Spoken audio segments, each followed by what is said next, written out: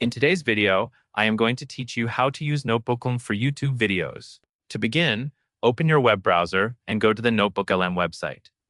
Once the page loads, take a moment to look over the main dashboard. This is where all of your notebooks live, and it is the starting point for building a research space around your YouTube content. Next, create a fresh notebook. On the dashboard, click the button that says Create New. This gives you a clean workspace where Notebooklm can organize your sources and keep your analysis in one place. Creating separate notebooks for different video topics is a simple way to stay organized, especially if you produce content in multiple categories. After that, upload your YouTube sources. When the pop-up appears, select the YouTube sources you want to use so they can populate the source panel on the left side of the screen. Think of the source panel as your library. It is where Notebooklm keeps the materials it will reference when answering your questions. The more relevant your sources are to your video topic, the more useful the responses will be.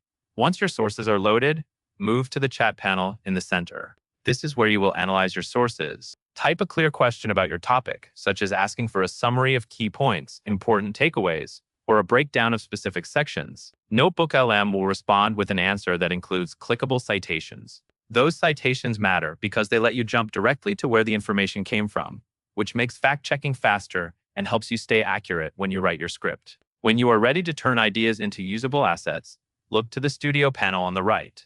From there, you can generate instant outputs by clicking options like Audio Overview, Slide Deck, or Video Overview. These tools are useful for quickly shaping content into a format you can build on, whether you need a spoken recap, presentation-style structure, or a video-focused summary. As you go, remember that you can click Save to Note on any answer to store it.